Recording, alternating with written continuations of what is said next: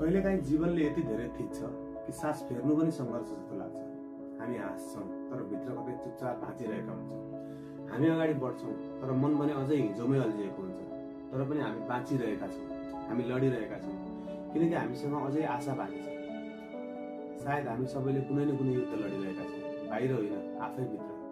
त्यही हामीले बिर्सिन्छौँ कि हामी एक्लो छैनौँ। एउटा हातले अर्को हात समात्दा, एउटा शब्दले कसैको दिन बदलिँदा त्यो नै मानवता हो।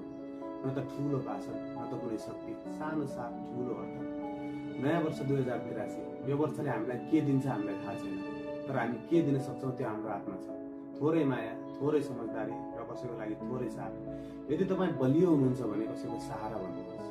यदि तपाईँ कमजोर महसुस गर्दै हुनुहुन्छ भने याद राख्नुहोस्, कसैको मनमा तपाईँको लागि ठाउँ छ। किनकि अन्त्यमा हामीले कमाएको कुरा होइन, हामीले दिएको माया नै बाँकी रहन्छ।